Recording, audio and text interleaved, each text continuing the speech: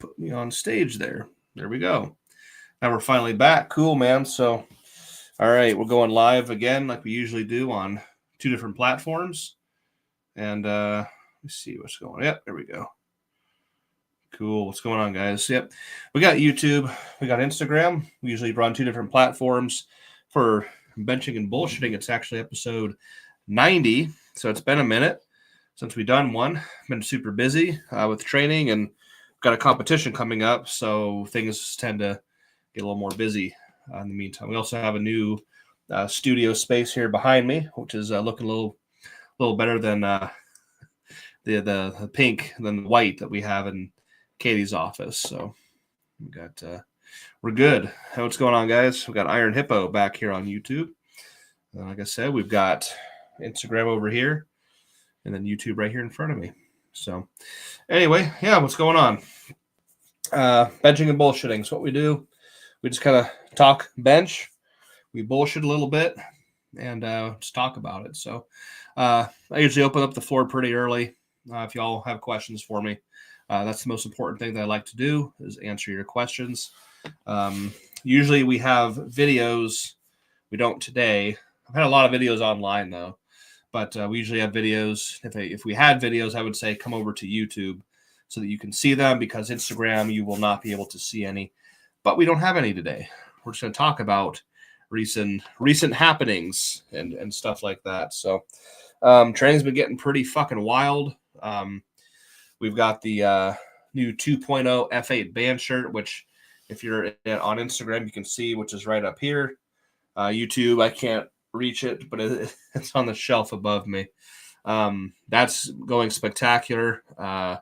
Training's really been getting switched on because of it. I'm really happy that we've got a new design, and it's working. It's working very, very well. I was talking kind of sideways. I can talk straight on. Here we go. But no, man, it's everything's going real well. What have we done the last few weeks? Let's see. So I think, what was it? I gotta get the weeks right. 4 weeks ago, we went up to 1450. That was a single off of a one board. That was big for me because I have not done 1450 off of one board for like 2 years. The first time I ever made the trip up to Rob's, I hit a 1450 from a one board, and it was very, very heavy, very difficult to do. Almost couldn't do it. This time it was not. It was a lot easier. It's still heavy, but it was much, much of a better lift. Much happier with that. Right away, we've got Sean Deal. He's a frequent watcher on here. He says, what size figure 8 do you use under your shirt if you ever do? According to the size chart, I'm supposed to use a 4XL, but they're sold out. Do you have them all? No, I don't have any of the 4Xs. I think I've got 2X and below in my inventory. Size figure 8, not sure. I just kind of use whatever. I've only competed with an insert under my shirt one time. That was the first meet I ever competed in the Unlimited division back in 22. So I just trained with them. I'm assuming I'd probably anywhere from probably a large. I could probably make a medium work. I've bottomed them out before too. I've actually bottomed out a figure 8 where it stops stretching.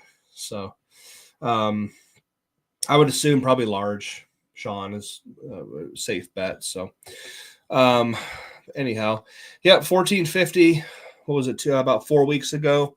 I was trying to keep that crazy train going, and the very next week went up to 1500. Much slower, much more difficult. I think I went into it with a shot CNS based on how my warm-ups moved. I can usually tell if my CNS is shot because all the weights from like 1 black per side all the way up move much slower. So I think I went into it with a shot CNS.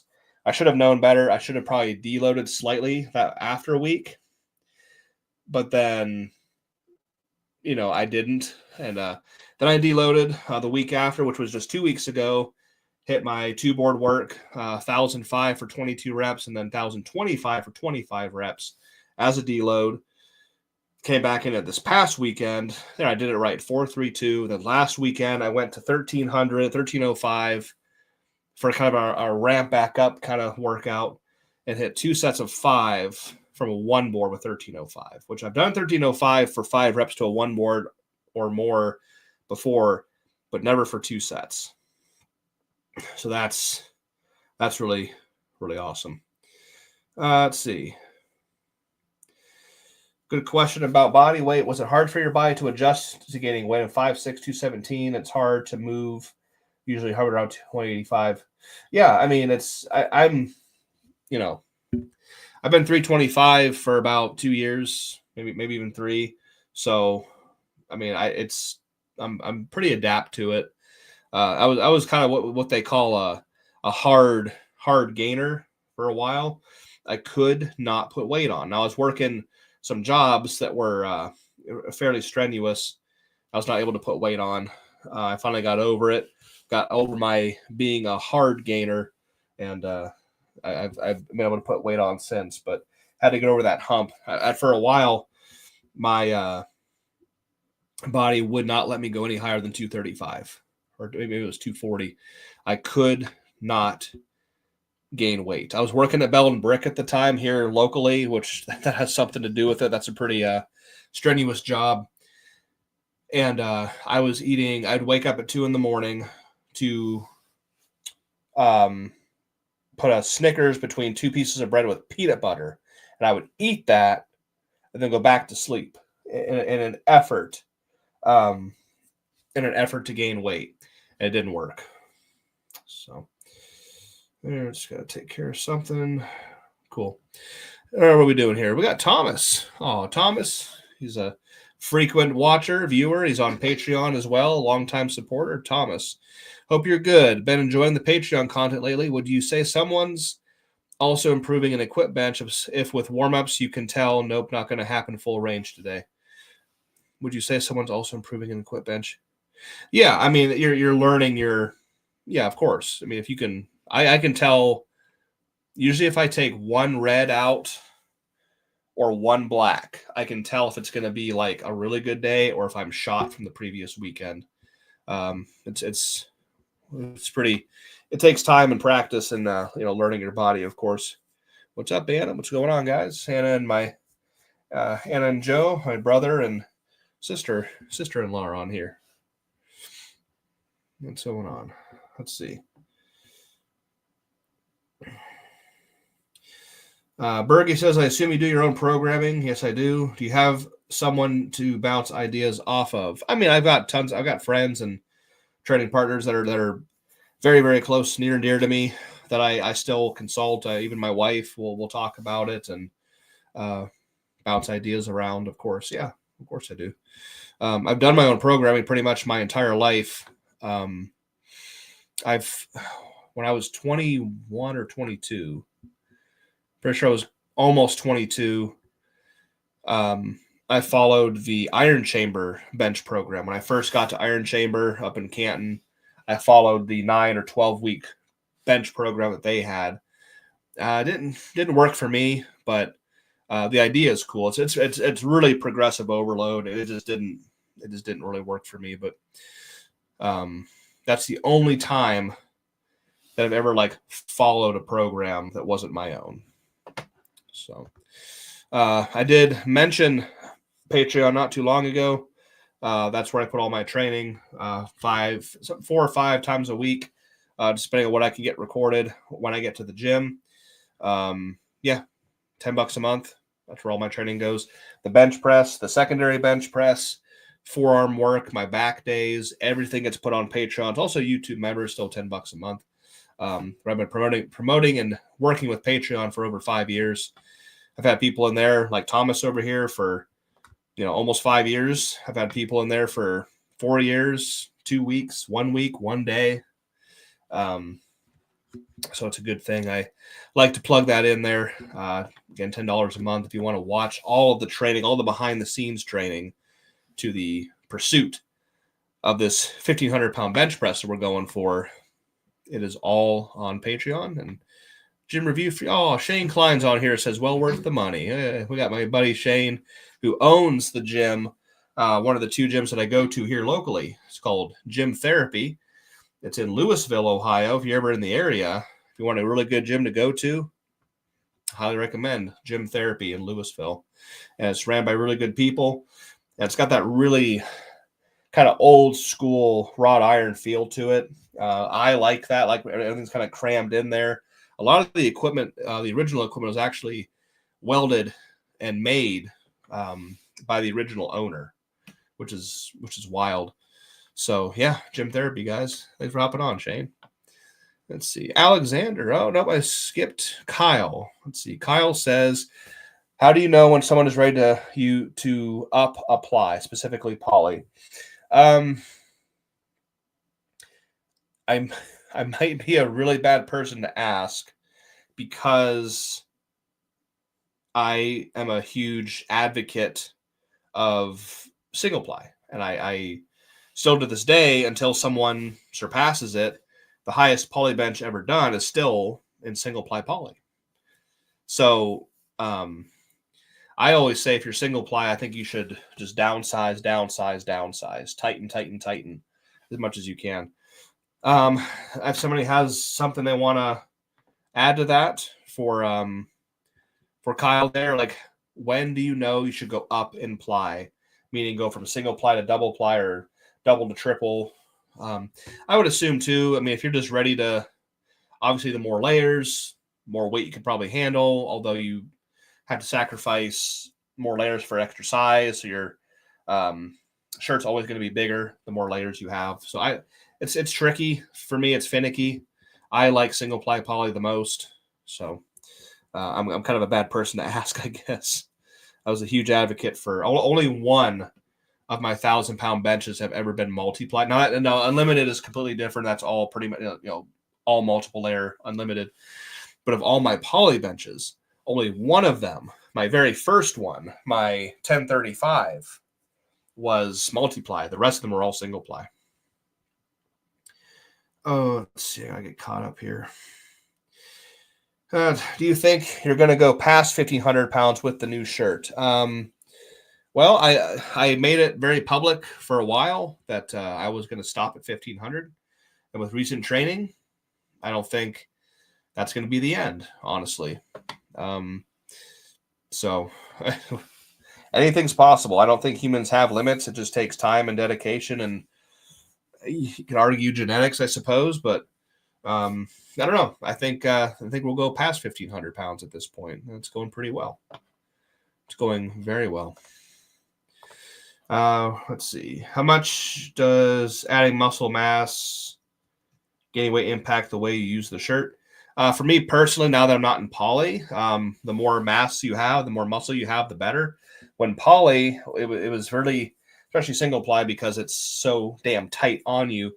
If I would gain a pound or lose a pound, even like water weight, superficial weight, that could totally throw off the entire shirt.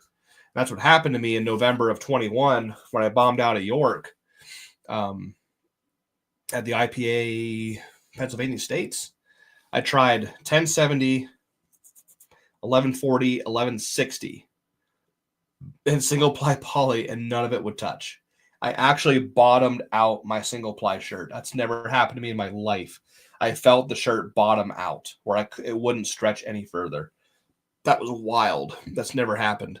So, and I think what happened was I salt loaded way too much. Now, in the band shirts, because they are all very stretchy material, you can gain weight and have it not affect quite as significantly. You can still make it work. Let's see, I gotta get caught up. Let's see. Alex says, I've been trying to gain for about 3 years. Been stuck at 260. Started taking MK677 and body weight jumped to 280 in 6 weeks. Is that a MK677? Is that a what are they called? Is that a what are the things? Peptide? Is that a peptide? I think I've heard of that before. I remember Bobby Thompson was talking a lot about that when we were interacting in Virginia. Eric says, hey, Jimmy, what do you think of pause reps for building strength?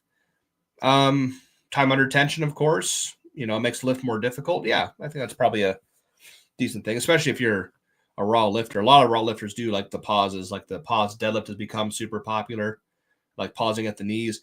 I personally, if you're talking like pausing on the chest on like a bench, it's probably fine. That's also like a rule you have to follow in powerlifting. But on like deadlift or something, or if you go on the bench and you stop halfway and you keep going, I think Moore, it was called a Moore press. Bo Moore did those a lot. I don't want to teach myself to stop pressing. Like, I get the idea behind it. Having to recover and dead stop and then continue and to have the strength to grind through it. I get that, but I don't want to teach myself to stop pressing. I want to learn how to press from here to here without stopping. But I think there's a time and place for it. Absolutely. It's just not something I do, but I'm also doing something like very, very niche right now. Let's see. I'm caught up here. Ribbit says, hi, Jimmy. Got my F8 2-ply 2.0. Awesome. Wondering if I needed something with more pop, easily touched with 485 and worked up to a successful 535 today, but I didn't have a bench belt, so it was riding up. Thoughts on the bench belt fixing the ease of touching? When you want to wear a belt, I highly recommend a bench belt because when you set the shirt here, when you're laying down and setting up, it's still, you can successfully set up without a belt, but the belt's going to help keep that shirt set low.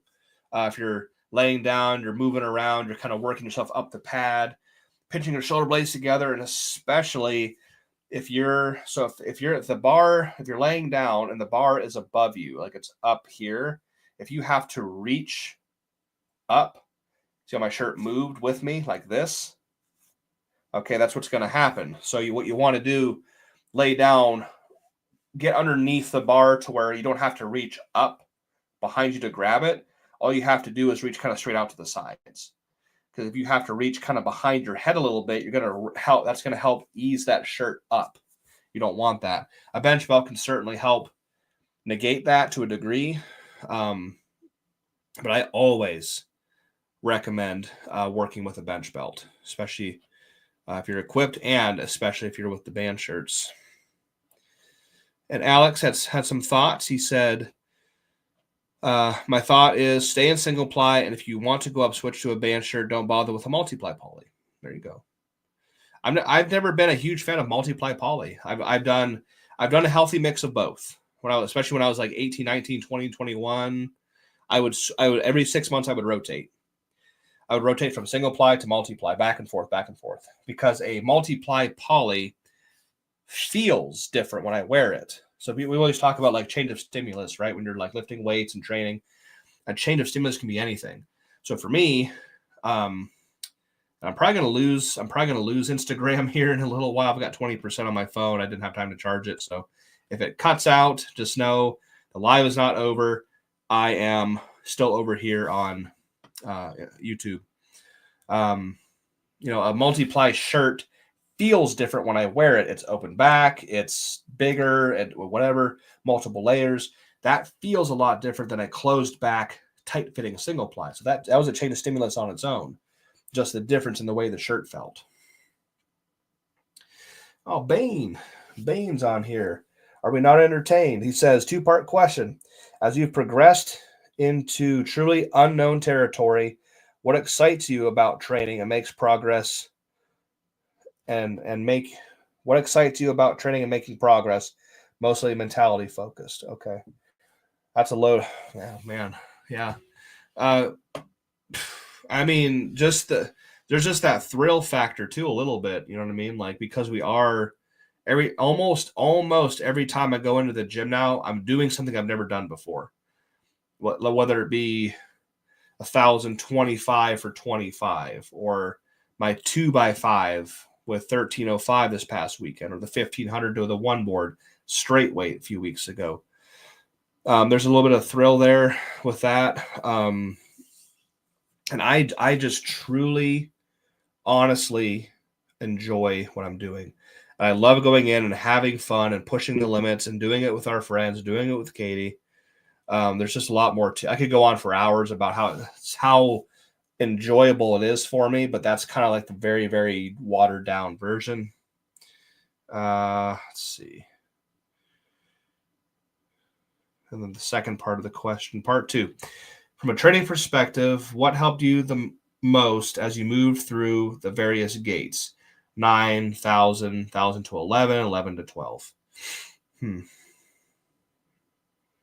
Very good questions, Bane. What helped you the most? Yeah, damn, what helped me the most? I'm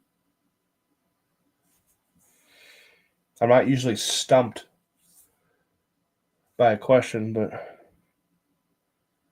what helped me the most?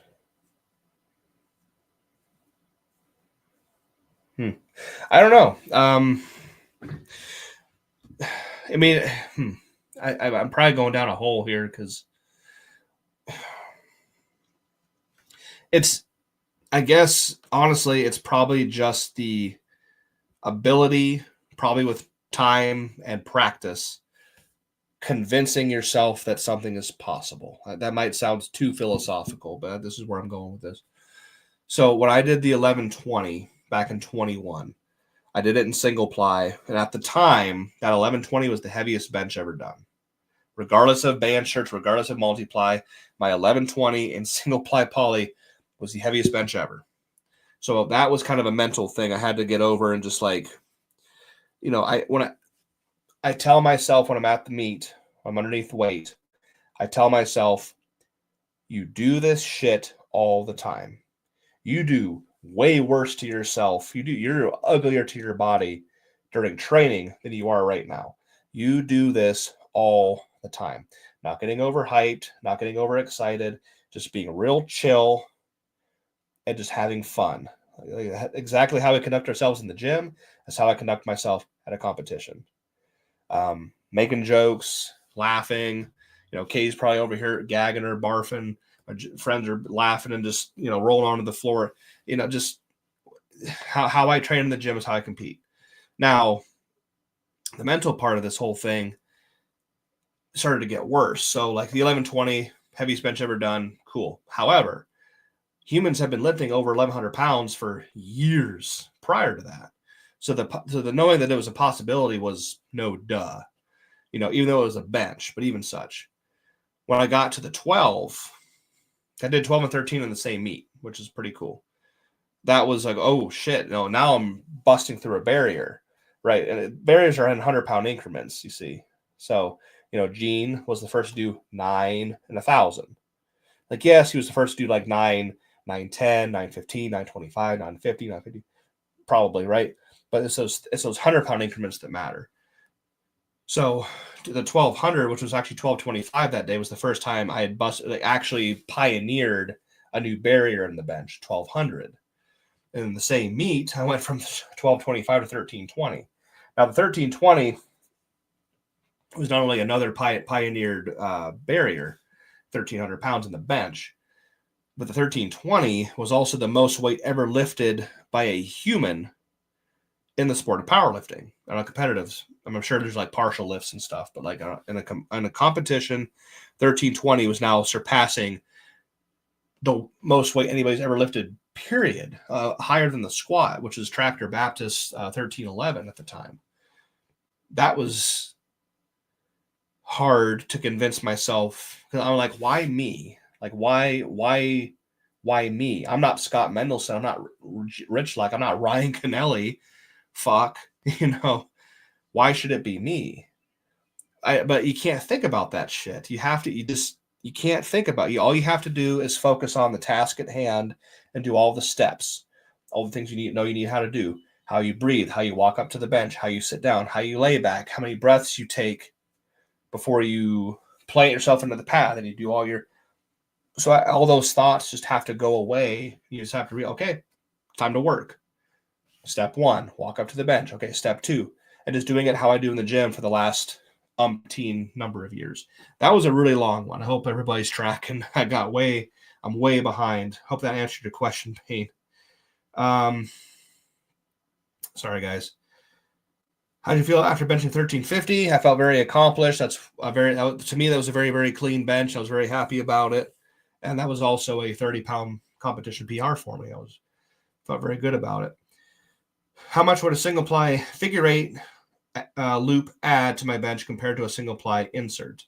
I mean, it's less material than an insert, so it'd be comparable or slightly less depending on how small you get, of course. Size matters when it comes to equipment.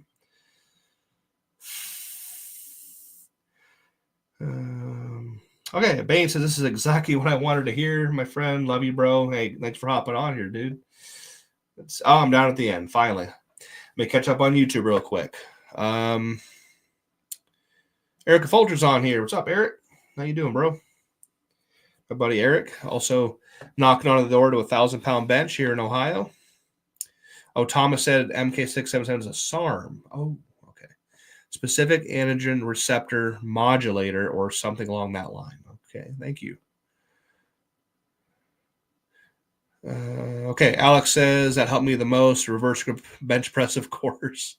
Yeah, RGBP, Alex says. That's great. Eric says, non-lifting question, how is your health and blood pressure, etc.? Last time I went to the VA and got my blood pressure taken, I was 119 over 80, 82 or 80? 119 over 80 or 119 over 81 or something like that, which is shocking. I was like, no fucking way. No way. Yeah, they took my blood pressure. I was 119 over 82 or something like that. So I'm good. I'm good otherwise. Cool. I'm caught up now. Thanks, guys, for sticking with me. That was a long rant there. M. Shack says, hey, Jimmy, I know you're not doing single ply at the minute, but would you be able to do a full video on single ply shirts sometime? All the tweaks you do to touch to get a max effort lift, etc. Paulie, he says. Yeah, I think that'd be fine. Do check my YouTube page. I don't know if I have a single ply poly bench tutorial on there or not. Sometimes I do and I forget that I have stuff like that. Message me later if you can't find anything. Then in the future, yes, I will eventually get around to that. Absolutely, I will do that for you. Oh, here we go. I saw this question earlier. Thanks for saying it twice, Kai. I was going to get to you. Have you ever had wrist pain? If yes, how'd you get rid of it or get through it? I've had wrist pain. I had wrist pain back when I was like a teenager and first getting up into the 700s in the bench. And actually, I still have it, actually. I have a cyst right here on this tendon that goes right across the hand. I've had a cyst right there since I was like 19. I just kind of ignored it.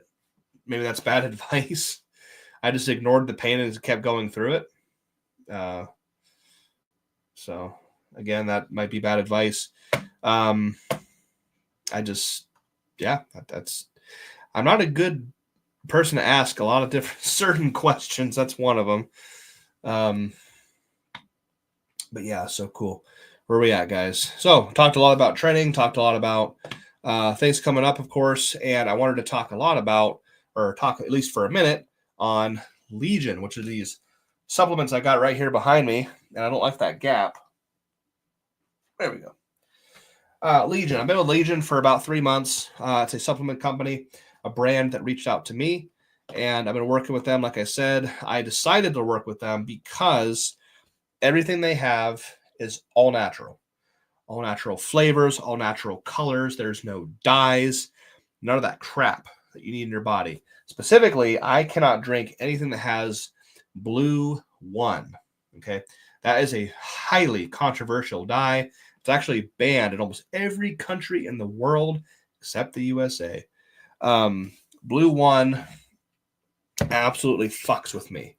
That is a horrible dye. It's in surprisingly a lot of product that we consume, especially as Americans.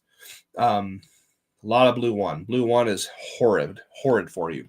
So when Legion reached out to me, I was excited because they have a 30 plus different products, and they have an incredibly large amount of different flavors for all 30 of those. Now, there's only a couple of some of the products are pill form that are obviously tasteless.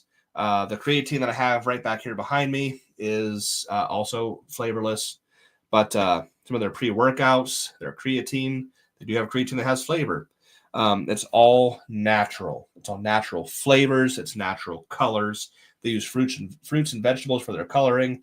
So what I was excited about is that I get to try all of these different flavors because there's no dye. Before I couldn't try a pre-workout that was blue raspberry. I get it, supplement companies and brands out there. I under-fucking-stand. If your product is blue raspberry or blue raz, you want your product to be blue to match the flavor. I get it. I understand, but it's fucking not supposed to go in your body. Thomas says, red dye number 40, yellow dye number 5, yellow dye number 6, blue 1, blue 2, green number 3 are all banned by mid-late 2026 in the USA, according to Kennedy, FYI. Thomas always has the facts and the information. Thank you, Thomas. A lot of dyes, right?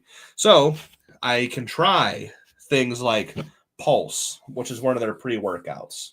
I can try the Arctic Blast because it does not have that blue dye shit in it. I can try the blue raspberry. I can try the watermelon. I can try the Christ. What else we got back here? I can try the lemon drop, mixed berry. I can try all these new flavors and find what I like most. I don't have to worry about the dyes. So again, 30 plus products through Legion. I have a code, which is my Instagram handle right here, Kolbstrong. If you use Kolbstrong, it gets you 20% off your first order. Okay, if you're a returning customer, I'm pretty sure you get like double points or something like that. But 20% off if you go there to Legion Athletics and use Kolbstrong, 20% off. Some of my favorite products I have sitting right here next to me again is Pulse, is their pre-workout. They have, this is actually the stim-free, okay? I don't like a lot of caffeine in my diet because caffeine, excessive, okay, let me backtrack. Excessive caffeine, we found out, can actually weaken your bones. Yeah, fuck that. I need my bones for these heavy weights, right? Bone density is a thing. So I use stim-free pre-workouts. I don't want the caffeine. So Pulse is one of my favorite pre-workout of theirs. Behind me here, of course, I've got two. I've got creatine gummies behind me. I've got creatine gummies right here beside me. Lemon Drop is their original flavor, but they're currently, I think they're out of stock on that one.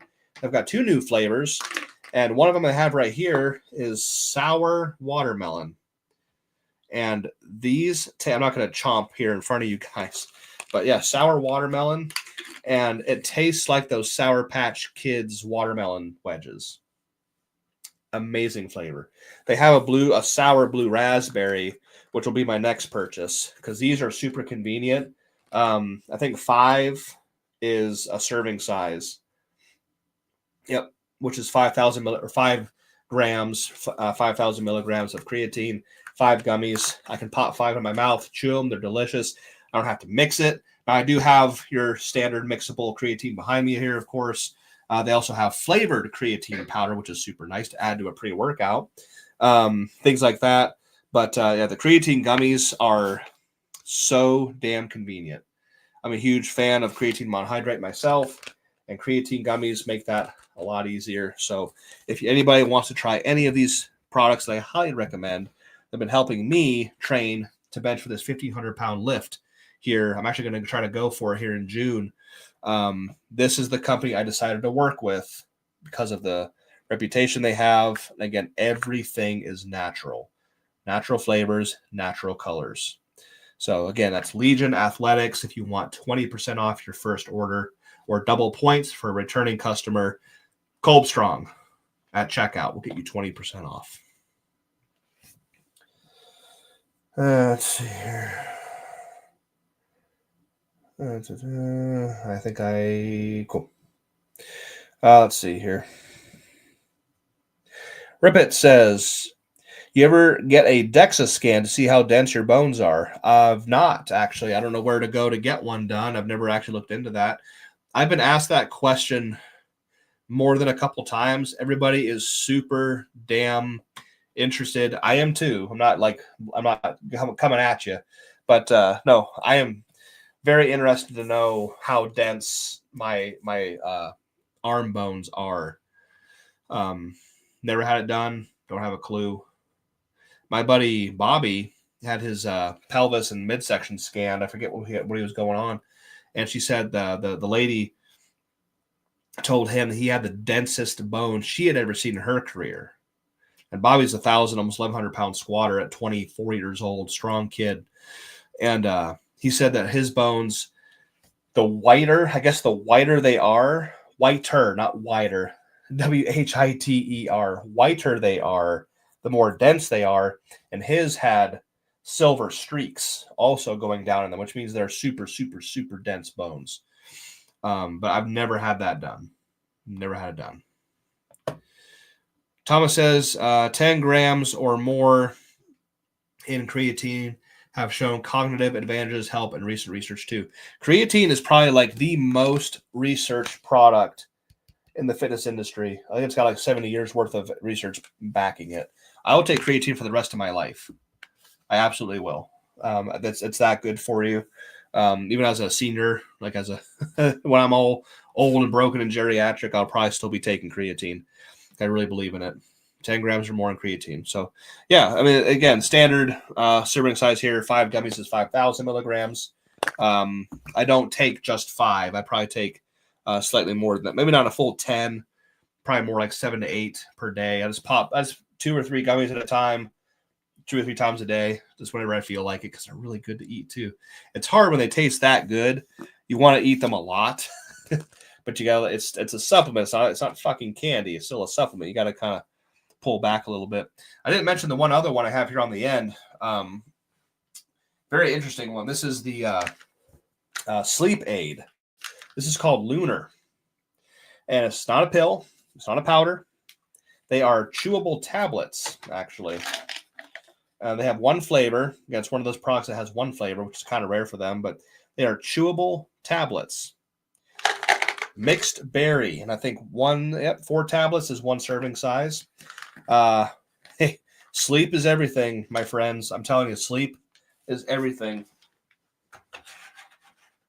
If you can get sleep, anything is possible. So Lunar, another one that I'm very, very confident with that I use a lot just to aid in sleep.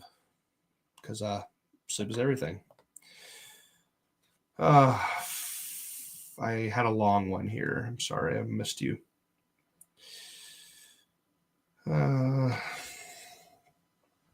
Recently bench 335, relatively easy with a slingshot bench. Has always been my best lift, and recently I decided to go all in on bench. Being a bench specialist now, I'm doing bench 3 times a week with each day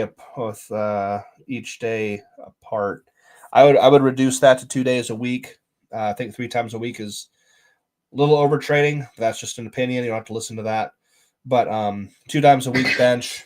That's kicked something. 2 days a week for bench. You can do a heavy day, light day. You can do a speed day, max effort day, however you want to do it. Follow the West Side Conjugate method if you wish, or do your own thing. And then the other days a week that you train, I would throw at least 2 back days in there. If you're going to just be a bench guy, you got to train your back as much or slightly more than your front. So if you're just doing bench, you got to work the rest of your body too. Do your deadlift, do your squat. It's all going to help. So at least 2 back days, 2 bench days. 3 is too much. You can throw in like a forearm day or like a bicep day as well. So I think that's awesome. Bench only is my way of going. Ludwig says RFK is looking to ban Blue One in addition to a lot of other official dyes. Yep. Ludwig. Thomas right up here says he is going to ban by 2026 red dye 40, yellow dye 5, yellow dye 6, blue dye 1, blue dye 2, green dye 3. By late 2026 are all supposed to be banned. It's pretty neat. So we'll see what happens. Just why can't stuff just be natural? Like I mentioned here on Instagram a while ago, I'm probably going to lose you here in a little while. My phone's going to die at some point. I got the 20% warning. So the stream is not ending. I am simply losing battery. I'm going to continue talking over here on YouTube for another 18 minutes. So if I do happen to lose you, I'm still going to be on YouTube for a little while. But yeah, man, everything's going really well right now. I'm really, really happy about it. I talked a little bit, I alluded to last week, if you missed it, how I fixed my forearm. My forearm has been in pain for 2.5, maybe even closer to 3 years. And I'm going to make a whole YouTube video about it. But now that I have the actual cupping set here in front of me, I'm going to go ahead and just pop it open and show you exactly what I did. So I told y'all how I fixed my forearm last week, or the last time I went live anyway. And I've had pain right across here for about 2.5, almost 3 years. And it's been pissing me off, and it won't go away. And Dr. Jericho down in Virginia, who owns Live by Design Chiropractic, he'd work on me pro bono for 2 of those years. It would not fuck off. It would not go away. Just constant pain. You couldn't brush my arm with a feather without putting me on the fucking floor. It was so painful. And he told me, well, the site of the pain is not oftentimes the source. It's something above or below that's getting tight and it's pulling, and that's what's causing the pain right there. I'm like, cool. So we tried everything. Acupuncture, dry needling, cryotherapy. I can't even remember what the name of this fucking thing was. It was a big metal silver box. It had a gun that would pulse air and drive like liniment into my arm. Massage. You name it. We could not figure it out. I had a gentleman reach out to me. I'm going to give him all the credit in the world once I find his Instagram message and his video he sent me. MD, PhD, might possibly chiropractic type. I can't remember. What's going on, Marlon? My buddy from Germany is on here. Told me, hey, there is a muscle that starts in the base of your thumb. So the thumb pad right here starts here and runs, ironically, right across your forearm right here. This long muscle. It's attached right here.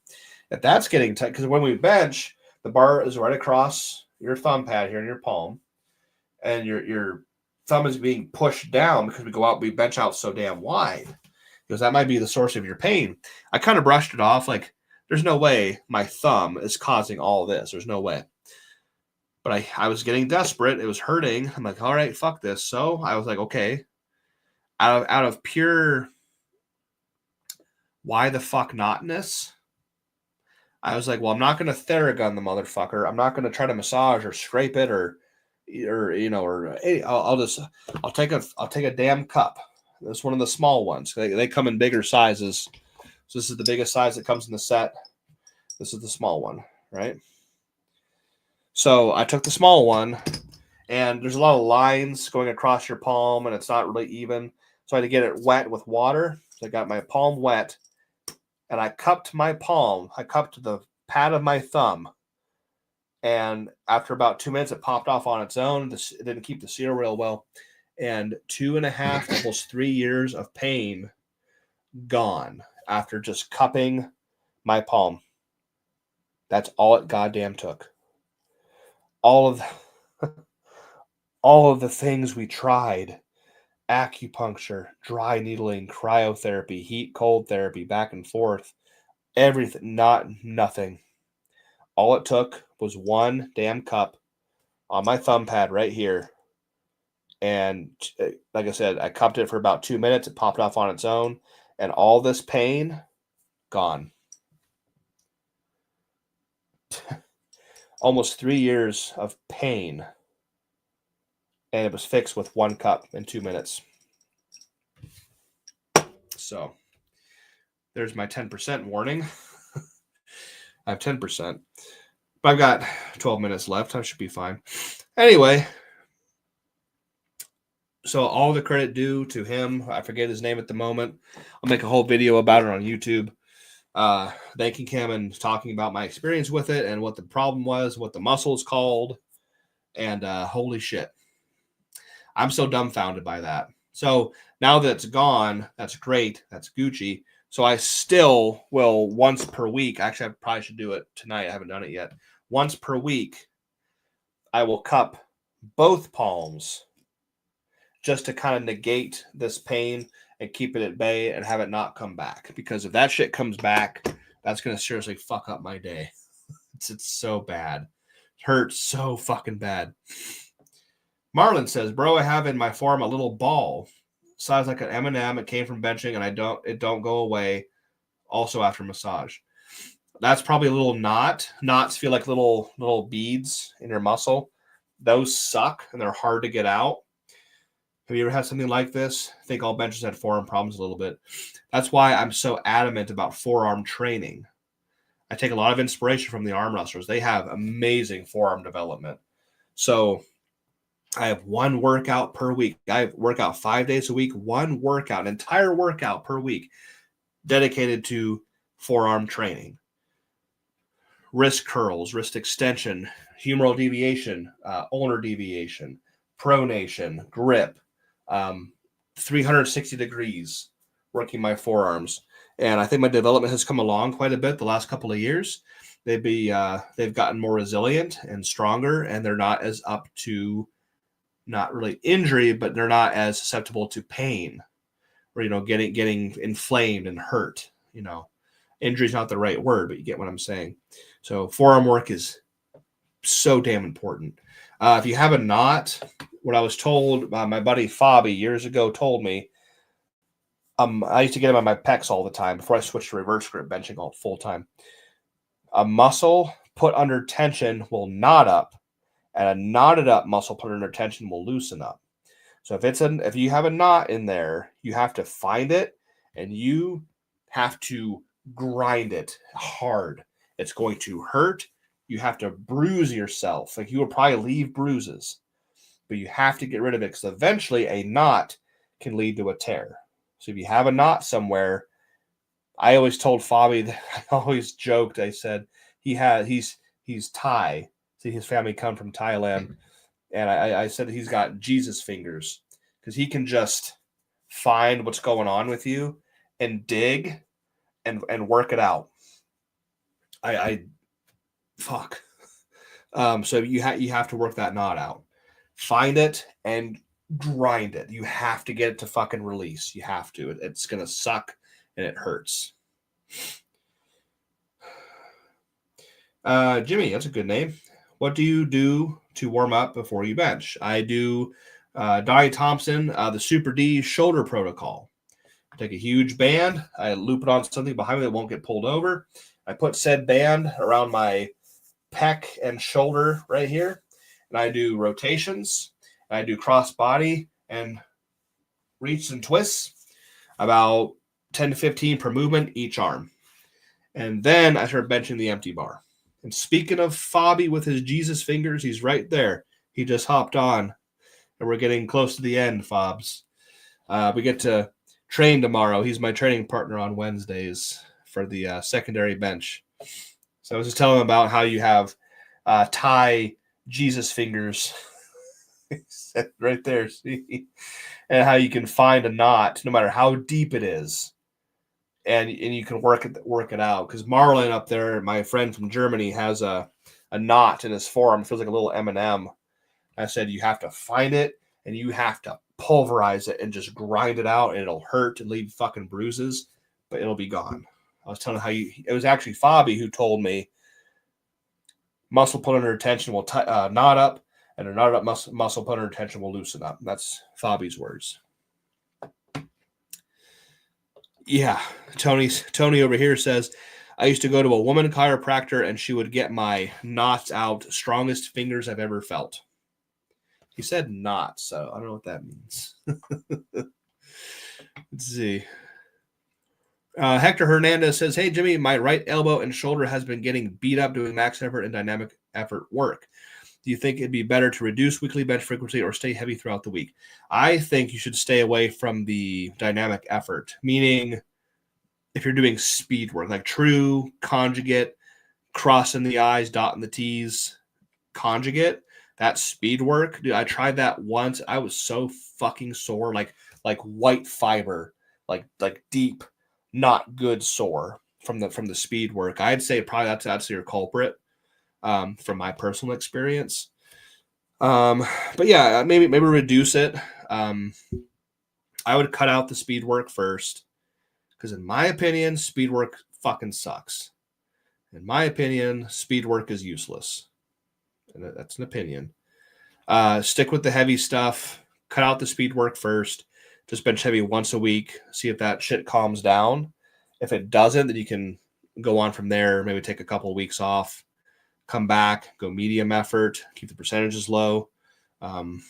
It's case by case basis. It's hard to know. I'm also like, I'm full equipped like all the time.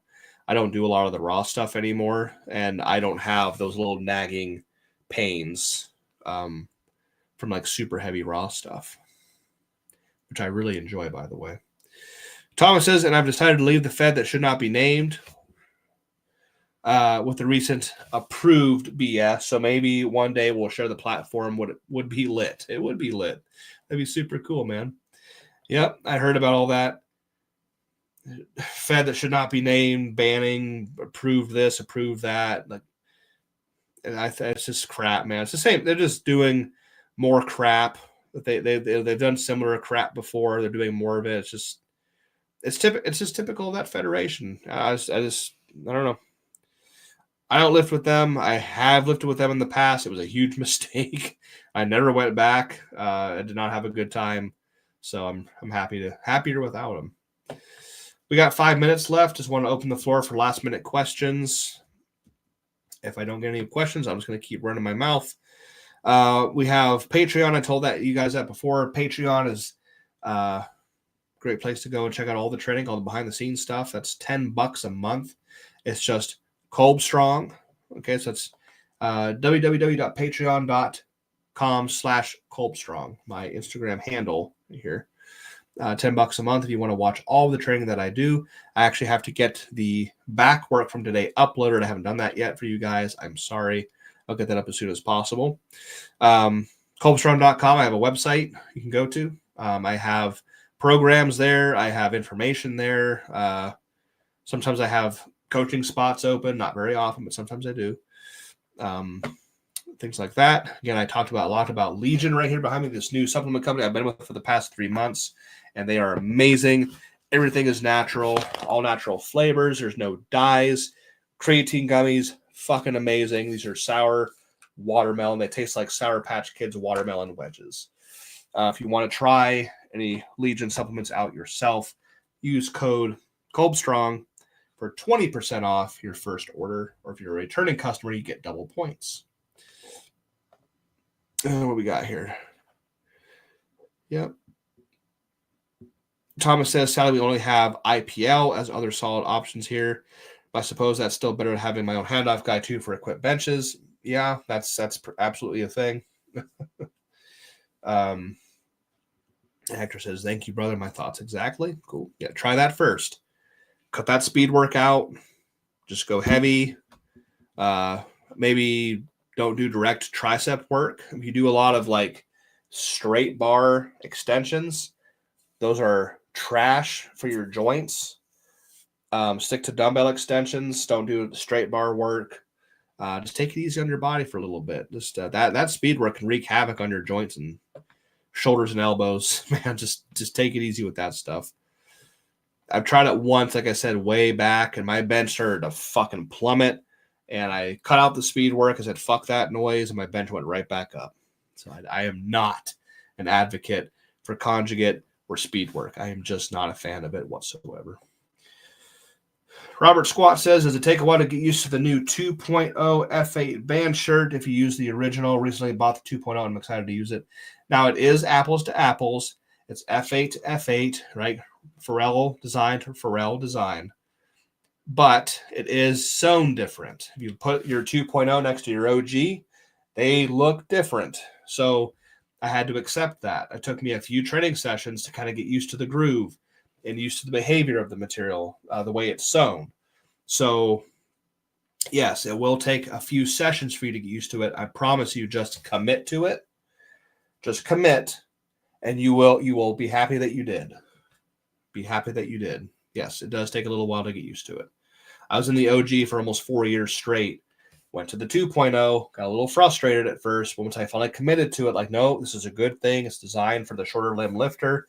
It sits low. It's amazing. I can kind of poly bench with it, and it clicked. Okay. If you guys want any more information about the new 2.0 F8 bencher, you can contact me directly, Instagram or Patreon.